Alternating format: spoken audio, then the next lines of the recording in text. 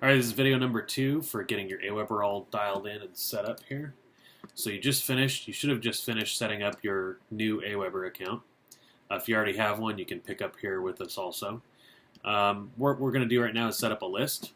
So you should have a link up here like I do, create and manage lists. Let's go up there to that link. Come over here and click this green button, create a list. I'm actually not going to create an additional list here. I'm going to go into a demo list I've got. Okay, so you'll be seeing a screen just like this. Basic settings, personalize your list, and confirmed opt-in. This is really, really, really important stuff here, so follow me carefully, all right? Your list name. Nobody really sees your list name, so it doesn't matter a whole lot what your list name is.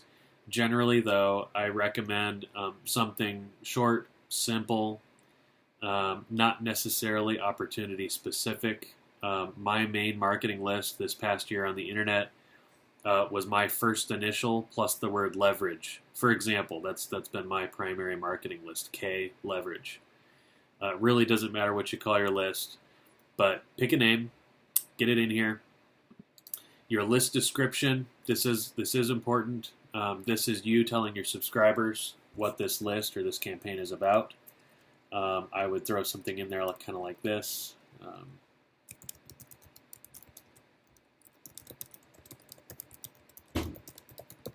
Something like that, just generic and basic. I have a couple bits of advice on the from name here. As whatever you type is what people will see. So if you want to use your full name, that's fine. If you want to use your first name, that's fine. You might do a hyphen or a dash at the beginning and the end, just to make it stand out in people's inboxes. You can do asterisks, or I wouldn't do anything too crazy, but you could do one of these deals here. Just understanding that people get dozens and hundreds and thousands of emails per day or per week, and if you can do little things like that to stand out in the inbox, that's not a bad idea. All right, you definitely want to stay away, like they're saying here, stay away from AOL and Yahoo. I have actually had good success with Gmail. So you can use a Gmail account if you've got one. If you have your own domain, like I've got this one here, joinkristian.com is a domain that I own. So I could also use that, and actually that is what I use in my main list. So you don't necessarily need to run out and get a domain or anything right now.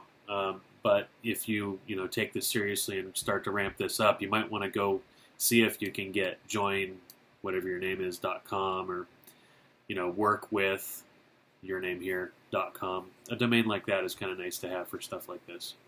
Anyway, get your email and your name in there. Your contact address, this is important. You're going to want to do a business address of some kind. I never put my personal address in there. I have an old business space in Austin that I use, so my address is something like that. Make sure you get that filled in. That's required. And then if you'd like to be notified when you have a lead come in, when you have somebody submit their name and email or just their email address into your capture page, which I think is fun. I recommend this. Just put your name in here. You're the only one that's going to see these. So throw your name in there, put an email in here, hit add, and that'll let you get notified whenever you have a new lead. Okay? And then come down here and hit Save Settings. Okay, once you've got that saved, you'll be able to move over to step 2. The branding stuff doesn't matter. You don't need to touch any of this. I do recommend uploading a picture, though. I'm going to show you what this looks like here. This will come into play when somebody opts in, when somebody is unsubscribing from your list. I'll show you what this looks like. The image that I uploaded was my family picture, one we took of us while we were in Panama earlier this year. That way, when somebody hits unsubscribe, they see my family picture, and they have to still choose to unsubscribe. It's one last shot at a little bit of trust building, relationship building, possibly. It also lets them know that we're regular people. So I do recommend uploading. Just take a second to upload a picture. If that's something you struggle with, if technically that's a challenge to you, skip it for now. It's not that big a deal to do. If it's easy for you to do, throw a picture in there, just real quick. Okay. You don't need to mess with any of this stuff. You don't need to mess with any of this stuff. So if you've uploaded a picture, save your setting on that. If you haven't, then you don't need to touch any of this at all. You can skip right to step 3. This is a very, very, very big deal. This is a very, very important step. I cannot stress this enough. So on step 3, you want to scroll down. Your confirmed opt-in will be green. It will say on. That's how they're all set up initially, automatically. They all default to being turned on. It's critical, absolutely critical, that you turn it off. Okay? You must turn it off. Even though Aweber strongly recommends you leave confirmed opt-in on, you must, absolutely must, turn it off. Okay, so turn it off, come down here and save that setting.